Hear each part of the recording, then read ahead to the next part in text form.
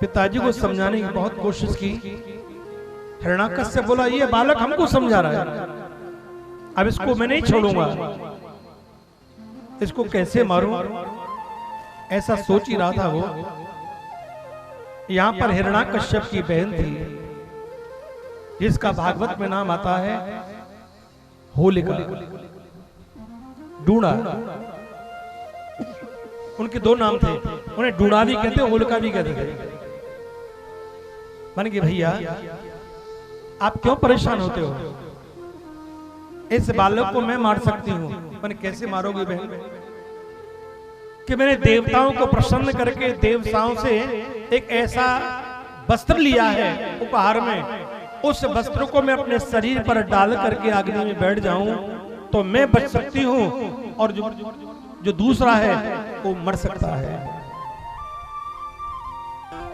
मैं किसी को जला सकती हूं। तो बहन ये काम तुम करो। अब जो होलिका है ना, हिरण्याकश्यप की बहन है, और प्रहलाद जी की लगी रिश्ते में भुआ, प्रहलाद जी की लगी भुआ, और भुआ जो होती है ना प्यारे, वो बड़ी खतरनाक होती है। बोलो राधे राधे। कोई भुआ तो ना बैठी यहाँ पे, सारी भुआ हैं। अच्छा, मैं इन्हें भुआओं की बात नहीं कर रहा जो कथा में आई हैं, मैं उन भुआओं की बात कर रहा हूं कि जिन्हें पता है कथा चल रही है, वो फिर भी घर में एसी में पड़ी है। बोलो राधे राधे। ये तो प्यारे फिर भी एसी की हवा मिल जाएगी, पर ये कथा फिर नहीं मिलेगी जल्दी से। वो भाग्यशाली है प्यारे जिन्हें भगवान की कथा में प्रीति होती है, भगवान के चरणों में कथा के सुनते हैं, वो भाग्यशाली है। होलिका बोली भैया इस बालक को मैं मार सकती हूं। अच्छा, आज प्यारे उस बालक को लेके होलिका आग में बैठ गई। प्रहलाद ने सोचा प्रभु अब नहीं बचूंगा मैं। भगवान का बेटा क्यों चिंता कर रहा है, शरण गोपाल की रहकर तुझे किस बात की चिंता, तू कर चिंतन मगन मन से उन्हें हर बात की चिंता। जन्म देने से पहले ही दिया था दूध आंचल में, दिया अगर शाम को भोजन न कर प्रभात की चिंता। शरण मेरे श्याम की रहकर तुझे किस बात की चिंता। तो प्यारे हमें चिंता नहीं करनी चाहिए, यह हमको चिंतन करना चाहिए, हमें यहाँ पर चिंतन करना चाहिए। जितना हम भगवान का चिंतन करेंगे उतना ही हमारा जीवन सफल होगा प्यारे, हमारा जीवन महान होगा। कई लोग भगवान के द्वारे पे आकर के भी उनकी चिंता खत्म नहीं होती, वो चिंता को अपने जीवन में इतना हावी कर लेते हैं, तो चिंता सांपिन के समान है। महापुरुषों ने कहा है कि चिंता चिता से बढ़कर है, घुन के समान लग जाती है, और आयु को चिंता खाती है, मुर्दे को चिता जलाती है। चिंता आयु को खा जाती है और चिता मुर्दे को जला देती है। इसलिए प्यारे चिंता छोड़ो और चिंतन करो। एकदम से भगवान ने सोचा मेरे भक्त पर संकट है, इस भक्ति की रक्षा करना ये मेरा धर्म है। तो मेरे ठाकुर जी ने इतनी तेज हवा चला दी, इतनी तेज हवा चला दी, जो होलिका ने शीतल वस्त्र शीतल चुनरी अपने शरीर पर ओढ़ी थी प्यारे, वो उड़ के दूर दूर पड़ी। होलिका के और कपड़ों में आग लगी। होलिका घबराई, आवाज लगाती है भैया मुझे बचा, भैया मुझे बचा, भैया मुझे बचा।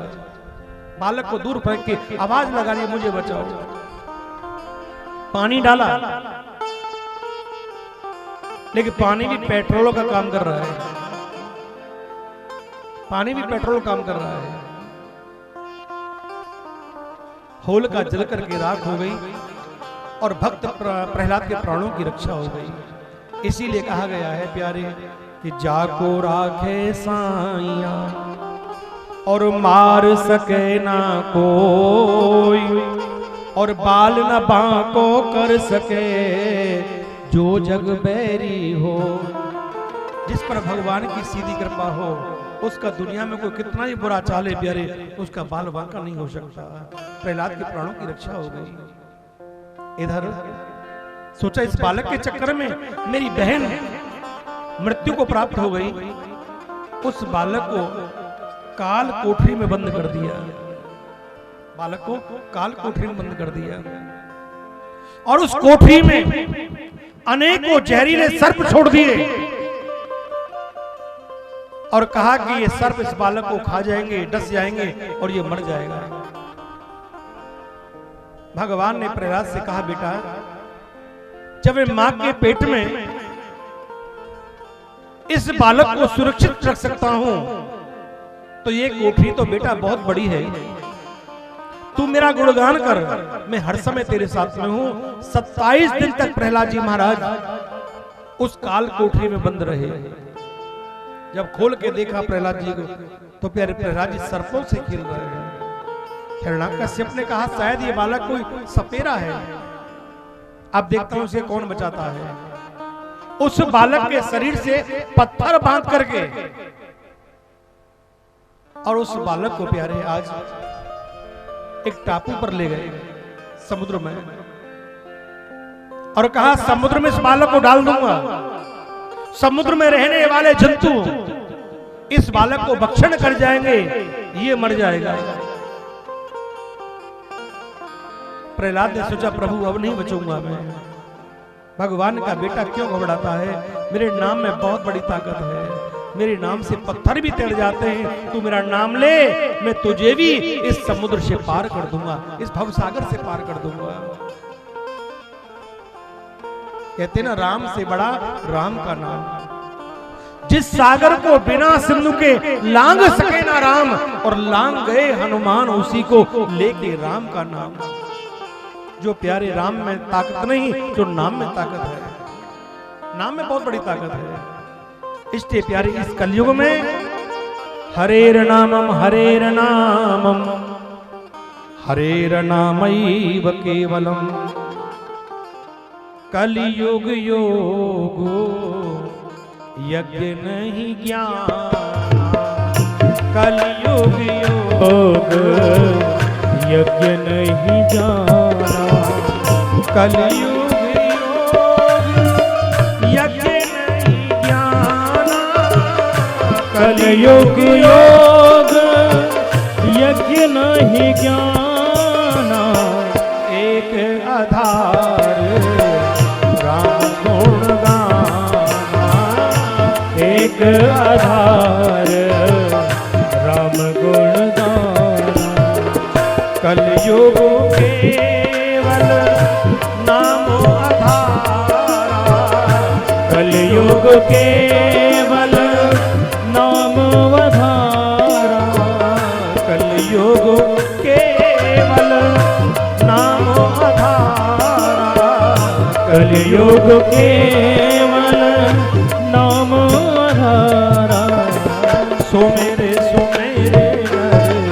उतरे पारा, सुमेरे नरे उतरे पारा, कलयुग केवल नाम आधारा। बेटा ये पत्थर भी तड़ जाएंगे। इधर प्रहलाद जी ने भगवान का कीर्तन किया, ऊपर से हिरण्याकश्यप ने उस बालक को समुद्र में डाला, अब प्यारे पत्थर भी तैर रहा है।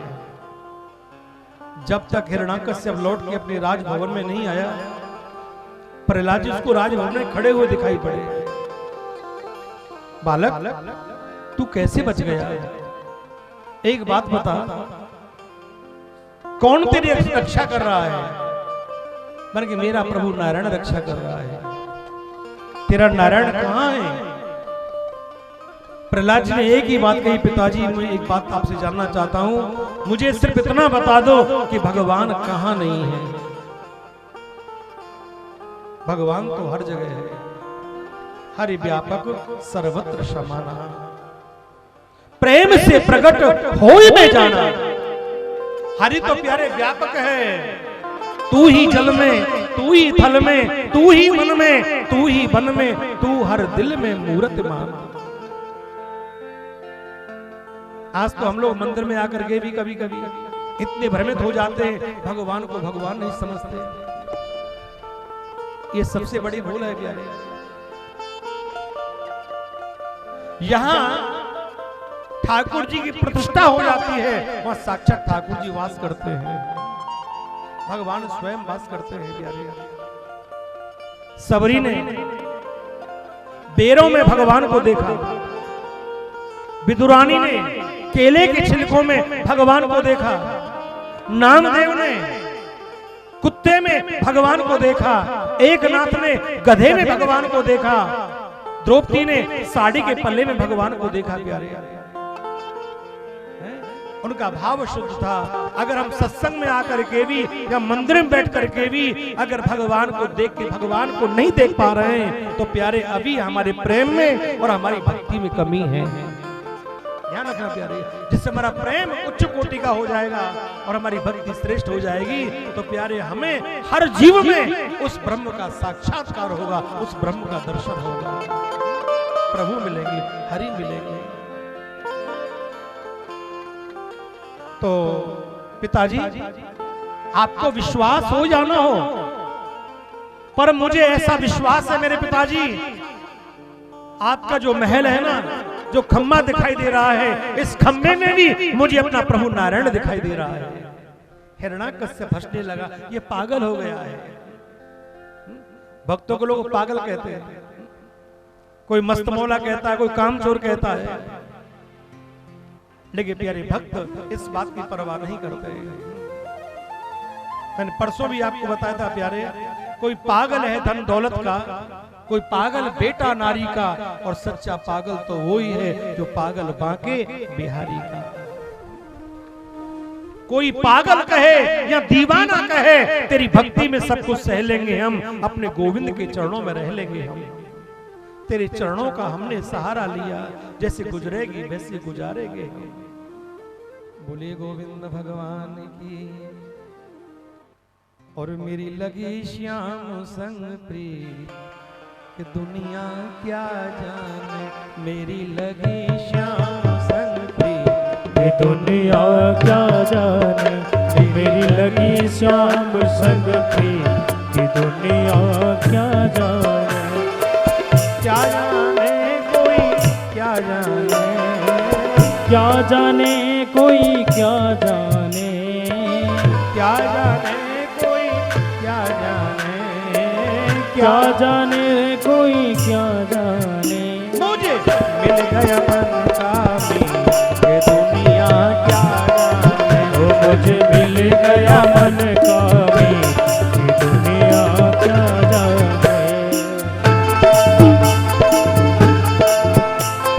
हे हरि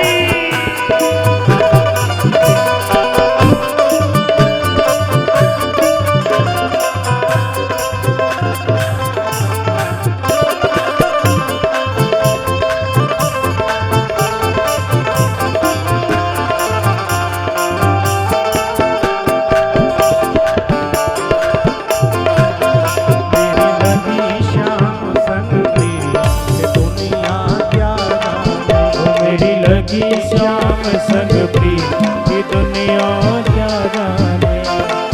मोहन बेदर्दी मन भायो, मोहन बेदर्दी मन भायो, मोहन बेदर्दी मन भायो, मोहन बेदर्दी मन भायो। या छलिया ने मेरो चित्त चुरायो, या छलिया ने मेरो चित्त चुरायो। ऐसी निगोड़ी प्रीत ये दुनिया क्या जाने, ये तो कैसी निगोड़ी प्रीत ये दुनिया क्या जाने।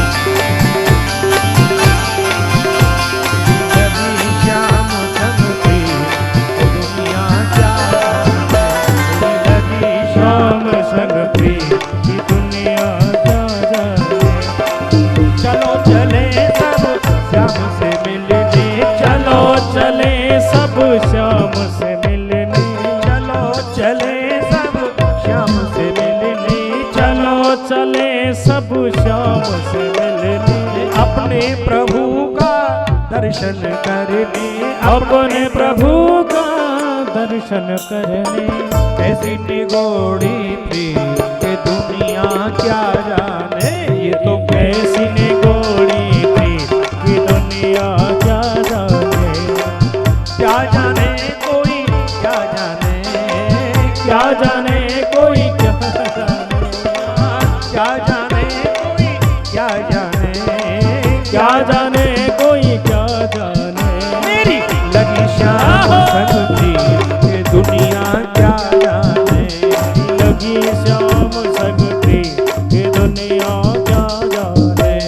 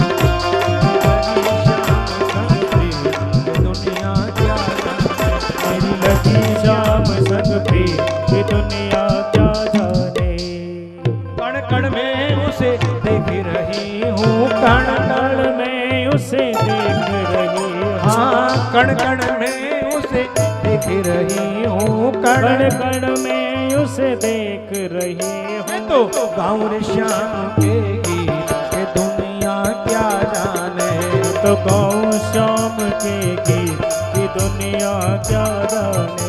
मेरी लगी श्याम संग प्रीत के दुनिया क्या जाने, मेरी लगी श्याम संग प्रीत की दुनिया क्या जाने। मेरी लगी श्याम संग प्रीत के दुनिया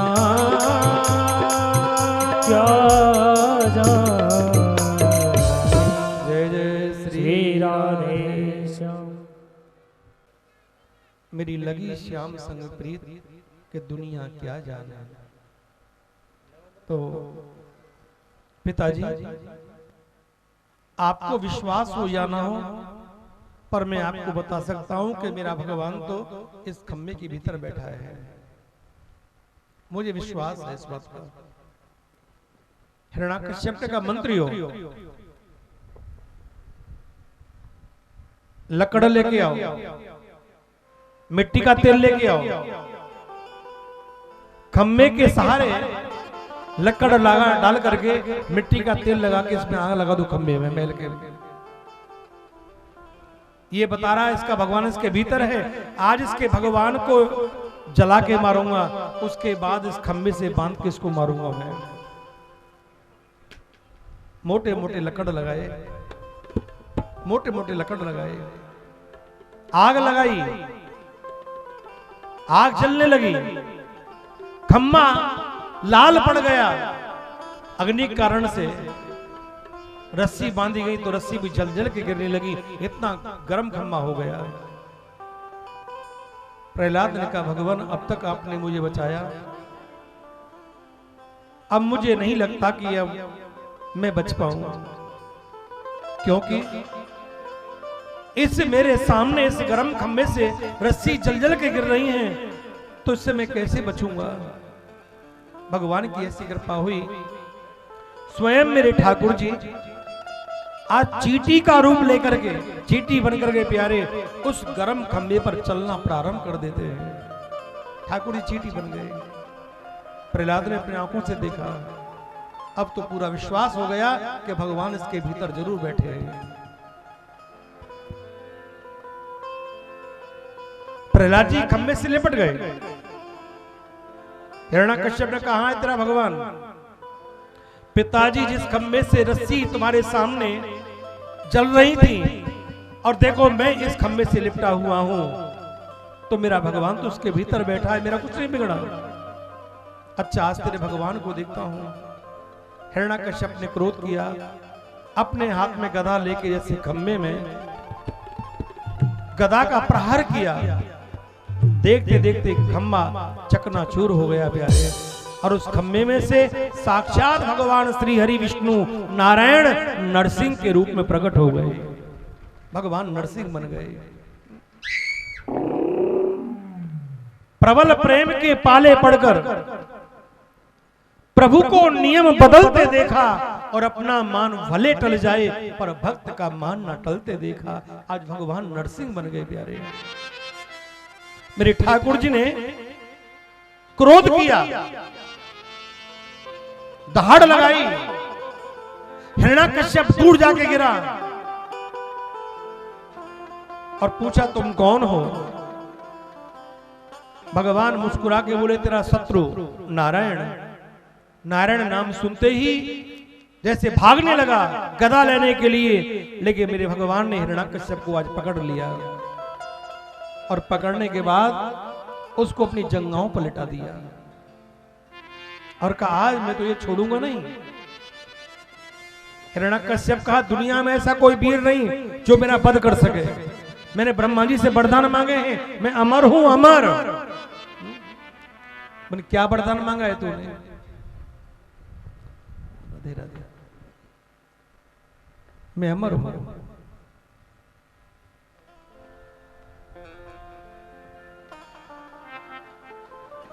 ये बहन जी माइक के पास पीछे माइक, बहन जी कुर्सी बैठी है ना, माइक गिर सकता है बेटा, ये माइक गिर सकता किसी के ऊपर। बहन जी हट जाओ, ये माइक गिर जाएगा, निश्चित गिर जाएगा बेटा। पूरा बॉक्स है किसी को। भैया माइक संभालो भैया, किसी को गिर ना जाए भैया। बहन जी हट जाओ वहां से, माइक के पास से कुर्सी का मोह छोड़ दो बहन जी, इधर आ जाओ।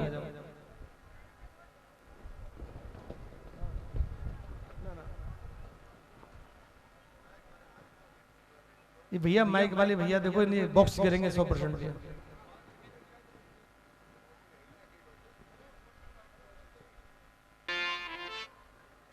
ब्रह्मा जी से तुमने जो वरदान मांगे थे ना, वो मैंने आपके सारे वरदान पूरे कर दिए।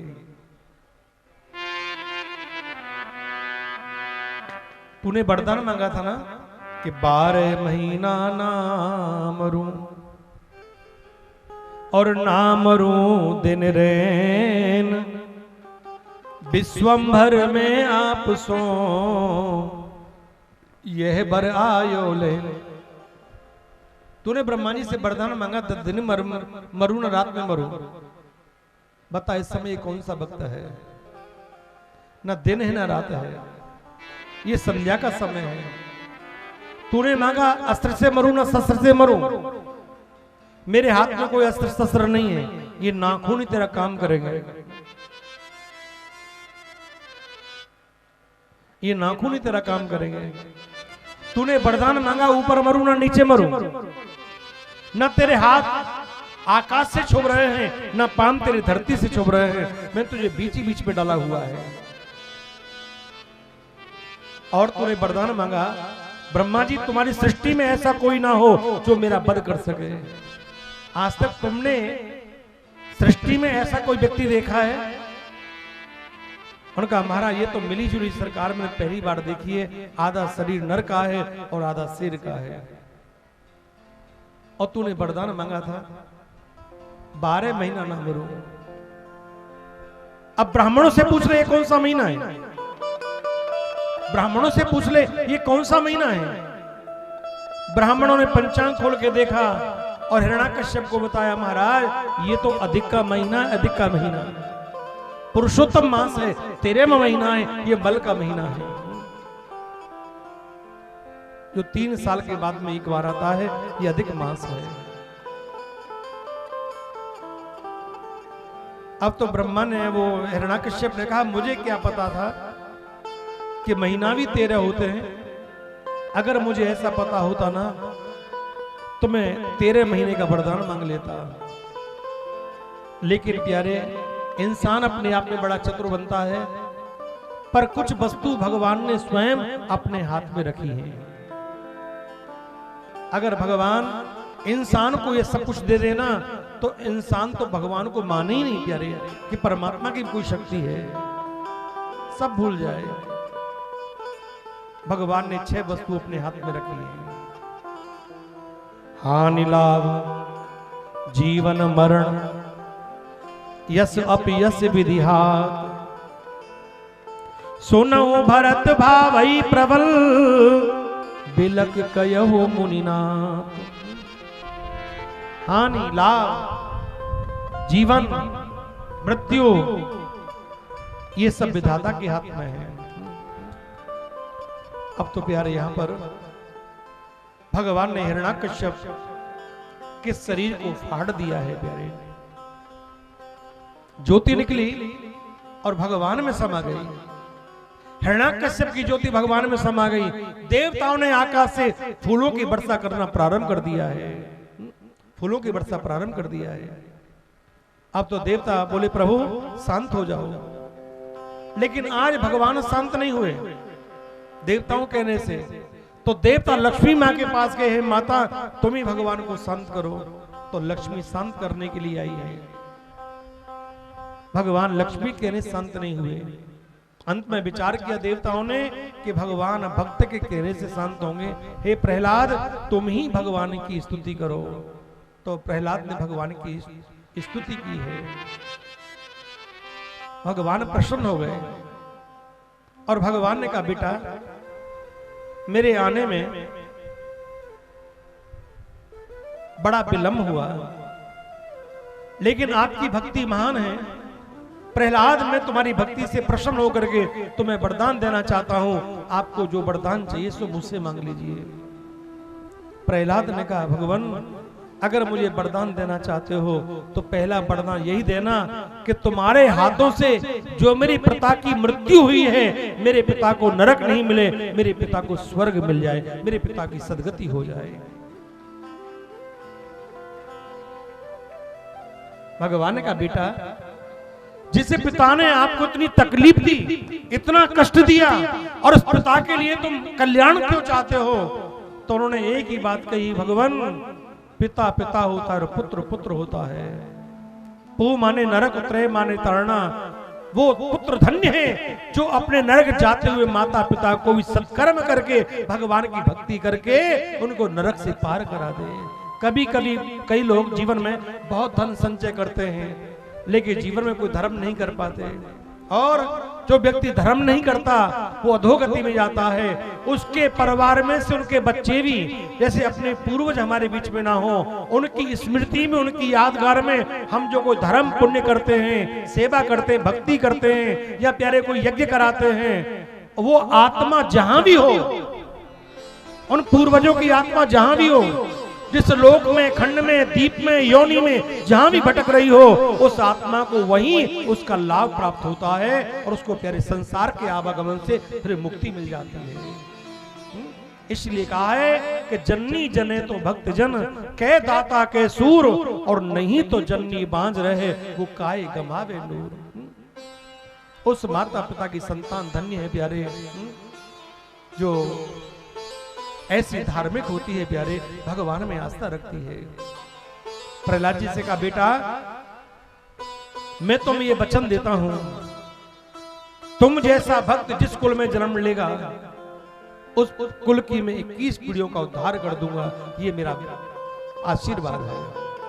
तुम जैसा भक्त जिस कुल में जन्म लेगा उस कुल की 21 पीढ़ियों को मैं ताड़ दूंगा। तो ये हरि चर्चा है। सुखदेव जी महाराज कहते हैं हे राजा परीक्षित, एक गज था, गज हाथी, मतवाला हाथी, त्रिकूट नाम के पर्वत पर वो रहता था अपने परिवार के साथ में। एक बार सरोवर में जल पीने के लिए परिवार के साथ गया, लेकिन वहां पर उसने क्या देखा, जैसे जल पी रहा था, जल क्रीड़ा कर रहा था, जल को गंदा कर रहा था। उसी सरोवर में पहले से ग्रह रहता था। उस ग्रह ने गज को देखा कि मेरे घर में आकर के ये शोर मचा रहा है। उस ग्रह ने गज का पाम पकड़ लिया और गज और ग्रह की लड़ाई होने लगी। भागवत जी में लिखा है कि 100 वर्ष तक गज और ग्रह आपस में लड़े प्यारे, 100 वर्ष तक लड़े हैं। अंत में जब गज की शक्ति कमजोर पड़ गई, ग्रह की शक्ति बढ़ गई जल में, तो गज ने अपनी भाषा में अपने बच्चों से कहा, बेटाओ आज मेरे प्राण संकट में हैं, बेटाओ मुझे इस काल के गाल से बचाओ। बच्चों ने थोड़ी बहुत सेवा की, लेकिन सोचा अब इसको तो मरना है बुड्ढे को, इसके चक्कर में अपना काम धंधा हम क्यों बेकार करें। तो बच्चे भी प्यारे मुंह मोड़ मोड़ के चले गए। अब गज ने अपनी भाषा में अपनी पत्नियों से कहा कि तुमने बड़ी सौगंध खाई थी कि साथ जिएंगे साथ मरेंगे, तुम्हारा हर स्थिति में हम साथ देंगे। आज मेरे प्राण संकट में हैं, आप मेरा साथ दीजिए ना। तो गज पत्नियों ने भी थोड़ी कोशिश की, लेकिन सोचा हम भूखा प्यासा क्यों मरे, इसको तो मरना ही है। तो पत्नी भी प्यारे उन्हें छोड़ के चली गई, अकेला गज रह गया। तब गज ने सोचा, हे परमात्मा समझ ले, तुम्हारे बिना कोई सच्चा साथी नहीं है। सब मतलब से प्रीति करते हैं। जब तुम्हारे पास धन होता है, पद होता है, तुम्हारे शरीर में ताकत होती है, तुम जिन्हें जानते नहीं वो भी तुम्हारे अपने बनने लग जाते हैं। जब हमारे पास ना धन होता है, ना शरीर में ताकत होती है, ना कोई पद होता है, तो अपने भी छोड़ छोड़ के चले जाते हैं। ये संसार है साईं। सब संसार में मतलब का व्यवहार, और जब लग पैसा गांठ में तब लग ताके यार, तब लग ताके यार, यार संग ही संग डोले, और पैसा रहे ना पास यार फिर मुंह से नहीं बोले। कह गिरधर कविराय जगत का यही लेखा, और करत बेग रज प्रीत यार कोई हमने बिरलाई देखा। संसार में सब स्वार्थ से प्रीति करते हैं, स्वार्थ से प्रीति करते हैं। डूबतों को बचा लेने वाले मेरी नैया है तेरे हवाले। लाख अपनों को मैंने पुकारा, सबके सब कर गए हैं किनारा। कौन तुम बिन भंवर से निकाले, मेरी नैया है तेरे हवाले। गज ने सोचा मैं क्या करूं, अब तो मेरा जीवन खत्म होने वाला है। परमात्मा शायद मेरी सुने ना सुने, और मैं भगवान को कैसे रिझाऊं। मेरे पास तो भगवान को रिझाने के लिए कुछ भी नहीं है। कई लोग सोचते हैं हमारा पूरा जीवन ऐसे ही निकल गया दुनियादारी में, अब बुढ़ापा आ गया है, हम भगवान को भजेंगे, पता नहीं भगवान मिले ना मिले। मैं तो कहता हूं प्यारे, राजा परीक्षित को 7 दिन में भगवान मिल गए। खटवांग जी महाराज को 48 मिनट में भगवान की प्राप्ति हो गई। मत घबराना प्यारे, मैं तो कहता हूं जो जीवन शेष बचा है उसी को संभाल लो। निश्चित ठाकुर जी कृपा होगी, निश्चित कृपा होगी। कहीं इसी चक्कर में हम लोग सोचे अब भगवान मिलेंगे या नहीं मिलेंगे, अब क्या करेंगे, भजन करके इसको भी ऐसे ही भोगों में निकाल दो। ये सबसे बड़ी मूर्खता होगी। बीती ताय विसार दे, आगे की सुध ले। आगे के लिए हमें संभलना है। तो जैसे ही गज ने सोचा मैं क्या अर्पण करूं, तो सरोवर के अंतर्गत में एक कमल का फूल खिल रहा था। उस गजराज ने उसी कमल के फूल को लेकर के अपनी सूंड में और भगवान को अर्पण कर दिया। पत्रम पुष्पम फलम तोयम यो मे भक्त्या प्रयश्यति।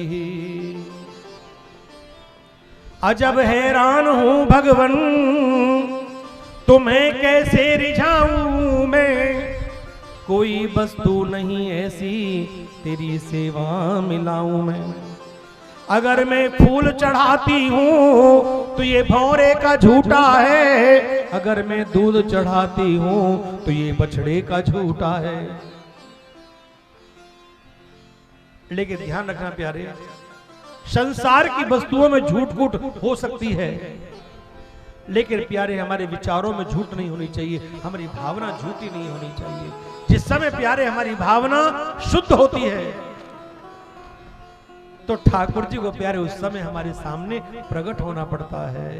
बोलिए गोविंद भगवान की। गोपाल शमरिया मेरा कोई न सहारा बिन तेरे नंदलाल सवरिया मेरे। गोपाल सहारा बन जाओ, गोपाल सहारा बन जाओ, अरे गोपाल सहारा बन जाओ, ओ गोपाल सहारा बन जाओ। ओ हम दीनों की सुध ले जाओ, ओ हम दीनों की सुध ले जाओ। हम पड़े द्वार पर तेरे, जय हो गोपाल समरिया मेरे। हम पड़े द्वार पर तेरे, गोपाल सवरिया मेरे। ओ मेरा कोई ना सहारा बिन तेरे, गोपाल समरिया मेरे। मेरा कोई न सहारा बिन तेरे, गोपाल सवरिया मेरे। हे हरि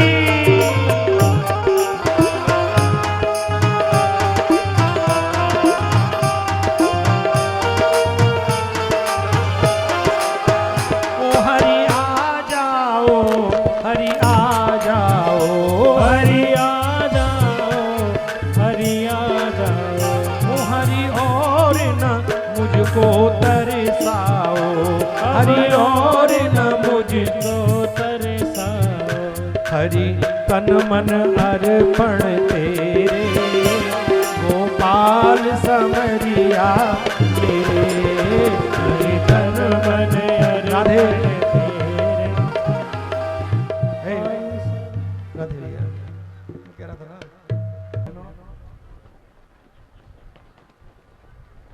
आज मैं आपको बता रहा था कि भगवान उस गज की प्रार्थना पर दौड़ पड़े हैं बचाने के लिए। जब जौवर सूंड रही गज की, तब हरि नाम पुकारियो। और भगवान ने उस समय उस गज की रक्षा की और ग्राह का कल्याण किया, ग्राह का उद्धार किया। हमें हिम्मत रखनी चाहिए प्यारे, कि जो जीवन अपनी जिंदगी में शेष बचा, यही विशेष है।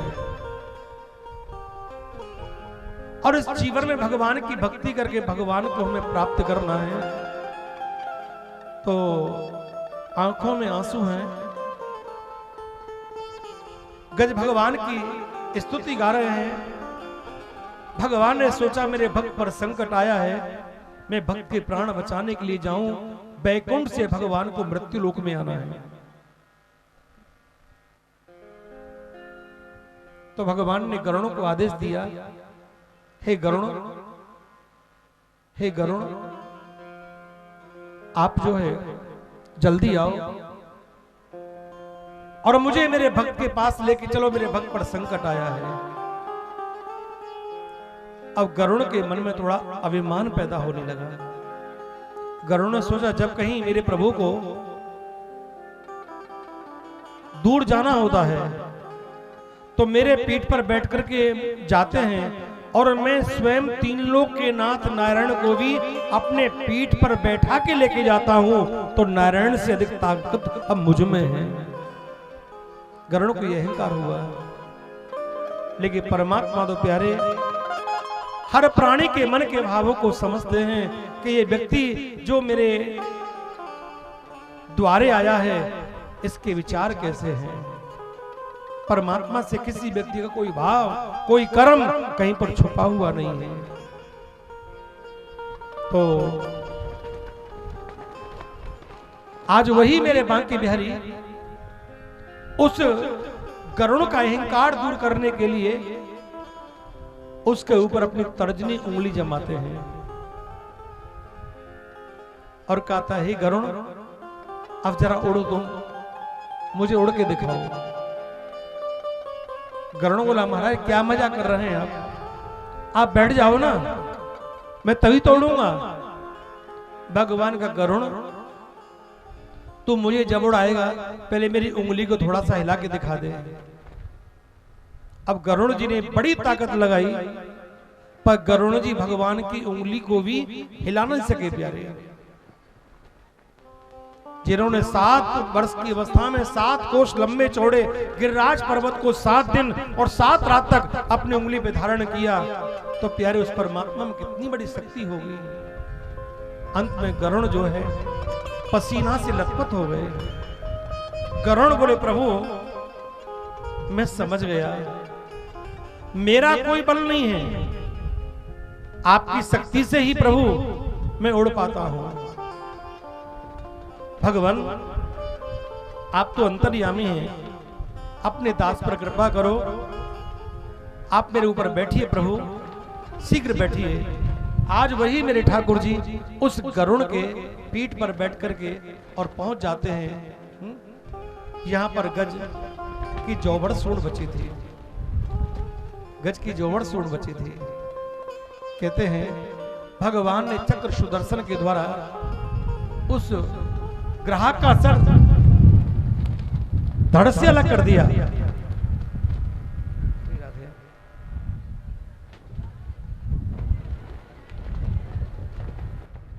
ये आवर्त भी समाप्त हो जाएगा।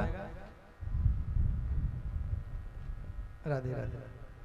आइए हमारे बीच में कुछ विशिष्ट महानुभाव पधारे हैं, उनका यहाँ आगमन पर भगवान के चरणों में हार्दिक स्वागत है, आशीर्वाद है। हमारे आचार्य जी। राधे राधे। हरे कृष्ण हरे कृष्ण। जय श्री राधे, जय श्री राधे। हाँ जी, श्रीमती सावित्री जिंदल पूर्व कैबिनेट मंत्री, चेयरपर्सन जिंदल ग्रुप के प्रतिनिधि के रूप में हमारे बीच में समाज सेवी श्री जगदीश जिंदल जी समाज सेवी जी आए हैं। उनसे निवेदन करते हैं वो महाराज जी से आशीर्वाद प्राप्त करें और साधुवाद, बहुत बहुत साधुवाद। राधे राधे।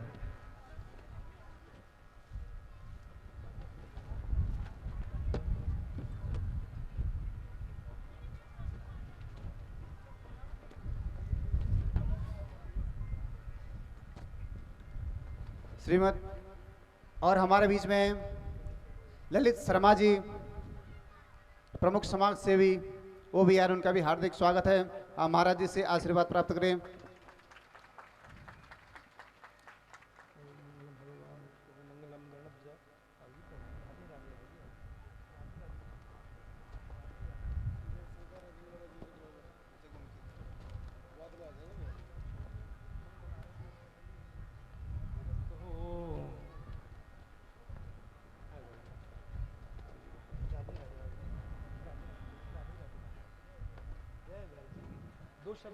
ललित शर्मा जी का बहुत बहुत स्वागत, आशीर्वाद, साधुवाद, आशीर्वाद महाराज जी से आशीर्वाद। श्रीमती शकुंतला राजनीवाला पूर्व मेयर नगर निगम हिसार एवं समाज सेवी, उनका हार्दिक स्वागत है। आप आकर के महाराज जी से आशीर्वाद प्राप्त करें।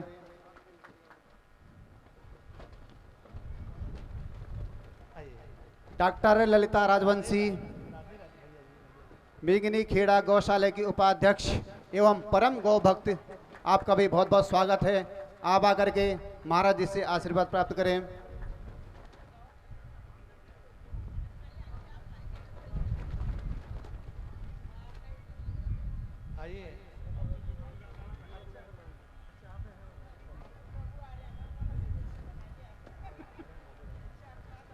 जय श्री राधे।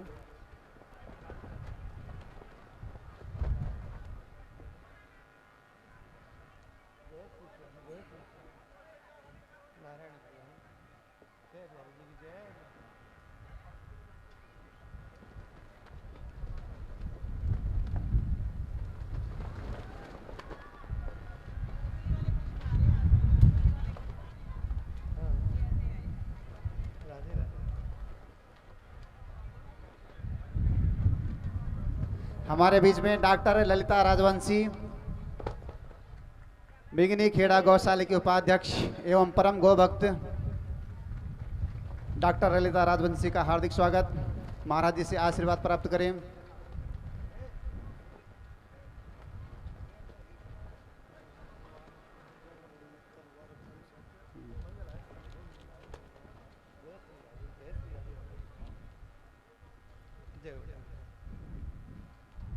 और हमारे बीच में श्री जगमोहन मित्तल जी हमारे पार्षद, उनसे भी निवेदन है आप महाराज जी से आशीर्वाद प्राप्त करें।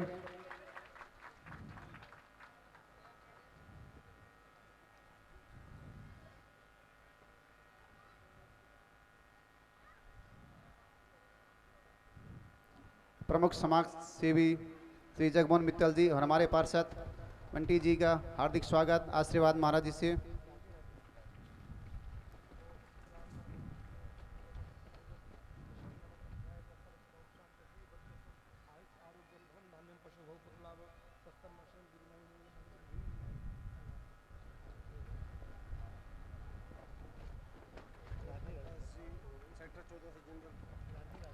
ओम प्रकाश जी 14 सेक्टर से जिंदल जी, आपका हार्दिक स्वागत है।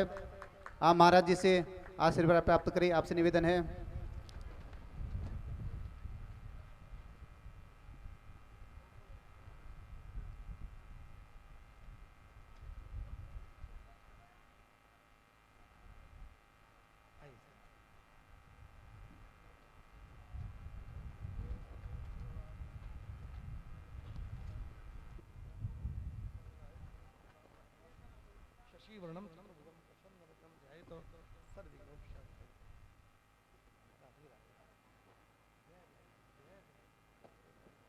श्री राधे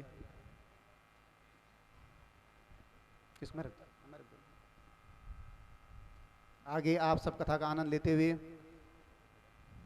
सभी से निवेदन है, थोड़ा इस टाइम मौसम का भी है और प्रभु की कृपाएं बरस रही, हवा बरस रही, ठंडी हवा चल रही है, उसका आनंद भी लीजिए और आनंद से कथा का श्रवण कीजिए। ये तो प्रकृति का एक थोड़ा सा इस समय इस मौसम में बदलाव होता ही है। आप शांति से बैठे, धैर्य बना के रखें।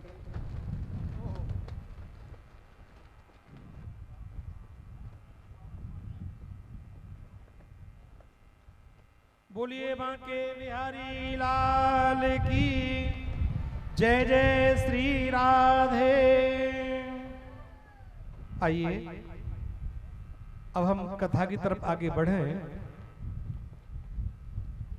मेरी बहनों, श्रीमद् भागवत जी में पूज्य सुखदेव जी महाराज राजा परीक्षित को संबोधन करते हुए बोले, हे राजन,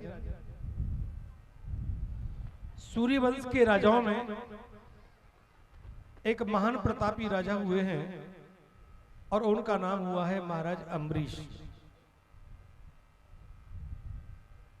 अम्बरीश जो थे भगवान के परम भक्त थे और महाराज अम्बरीश एकादशी का व्रत रहते थे, एकादशी का व्रत रहते थे। गृहस्थ के अंतर्गत में हर व्यक्ति को अपने जीवन का कल्याण करने के लिए व्रत जरूर रहना चाहिए। आप चाहे सोमवार का व्रत रहो, चाहे एकादशी का व्रत रहो,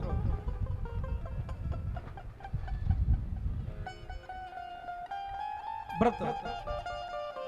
और जिस दिन हम व्रत रहते हैं उस दिन हमारे मन में कोई बुरी भावना नहीं आनी चाहिए और हमें किसी की बुराई नहीं करनी चाहिए।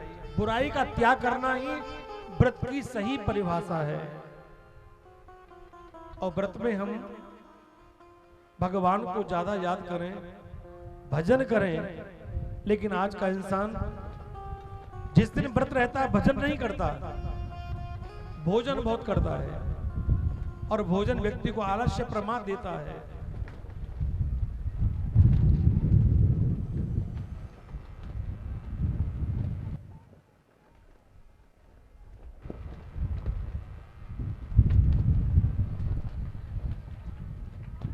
राधे राधे।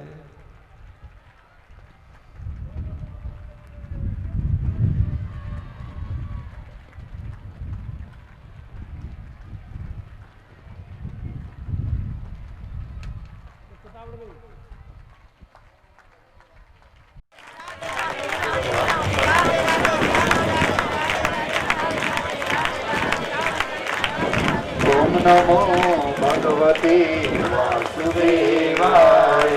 ओम नमो भगवते वासुदेवाय।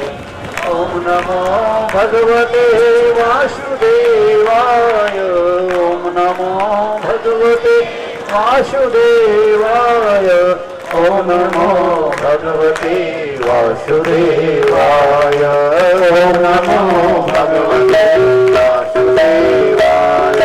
ओम नमो भगवते वासुदेवाय। ओम नमो भगवते वासुदेवाय। वासुदेवाय मेरो नंदनंदनाय। वासुदेवाय मेरो नंदनंदनाय। ओम नमो भगवते वासुदेवाय। ओम नमो भगवते वासुदेवाय। ओम नमो भगवते वासुदेवाय। ओम नमो भगवते वासुदेवाय। ओम नमो भगवते वासुदेवाय। ओम नमो भगवते वासुदेवाय। ओम नमो भगवते वासुदेवाय। ओम नमो भगवते वासुदेवाय। ओम नमो भगवते वासुदेवाय। ओम नमो भगवते वासुदेवाय। ओम नमो भगवते वासुदेवाय।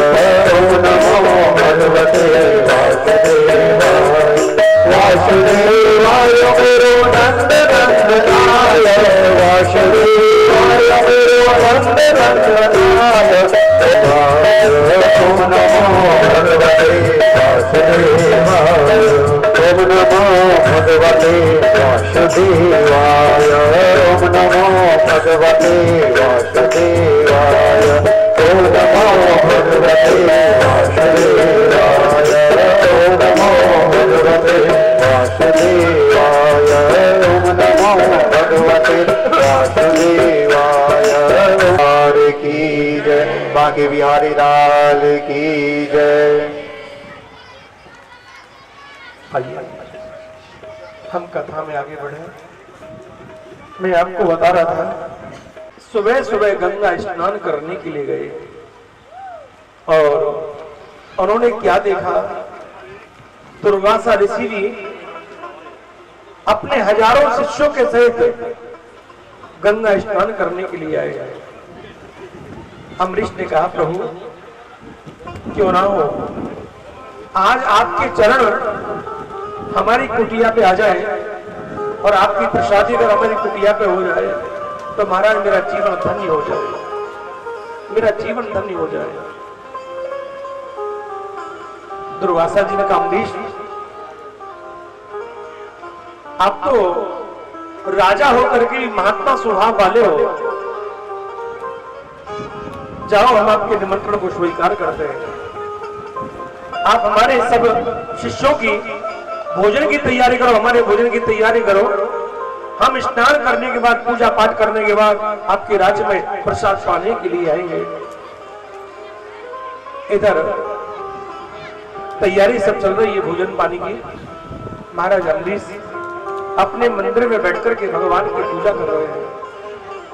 भगवान नारायण को उन्होंने स्नान कराया पंचामृत से और भगवान के चरणोदक को अपना जैसे पी रहे थे, ले रहे थे। दुर्वासा जी का आना हो गया। दुर्वासा जी ने देखा ये राजा वैसे आप में बहुत बड़ा धर्मात्मा बनता है और इसने हमें निमंत्रण दिया है, संत को न्योता दिया है और हमें भोजन कराने से पहले ये स्वयं कुछ खा पी रहा है, इसने हमारा अपराध किया है। हे अम्बरीश, तूने हमारा अपमान किया है। महाराज, मैंने कोई अन्न ग्रहण नहीं किया है, मैंने सिर्फ भगवान का चरणों तक लिया है, प्रभु चरणों तक लिया है। दुर्वासा जी ने कहा, अरे हमें कुछ खिलाने पिलाने से पहले और तूने अपने मुंह को झूठा कर लिया। आज मैं तुम्हें दिखाता हूं कि संत का अपमान क्या होता है। दुर्वासा जी ने क्रोध किया और अपने सर से एक जटाओ उखाड़ी और जटाओ उखाड़ के जैसे दुर्वासा जी ने उसको जमीन पर पटक के मारा, उससे उन्होंने एक राक्षसी को प्रकट किया है जिसका नाम था कृत्या राक्षसी। अब कृत्या राक्षसी बोली, कहो महाराज मेरे लिए क्या आदेश है, क्या आदेश है? तो एक ही बात कही, हे कृत्या मैं आपको आदेश करता हूं, जिस राजा ने मेरा अपमान किया है इस राजा को तू खा जा। अब कृत्या प्यारे अपने मुंह को फैला करके सुरसा की तरह और उन्हें खाने के लिए दौड़ी है। अमरीश ने भगवान से प्रार्थना की, है मेरे प्रभु अगर मेरे मन में तनक मात्र भी, एक किंचित मात्र भी संत का अपमान करने का विचार हो तो ये कृत्या मुझे खा जाए, और ऐसा ना हो तो प्रभु आज आपको भक्त की लाज रखनी पड़ेगी। भगवान ने सोचा मेरे भक्त पर संकट आया है, जब जब भीड़ पड़ी भक्तन पे गरुड़ छोड़ के जाए, भगवान भगत के बस में होते आए। आज भगवान तो अपने भक्तों के अधीन है।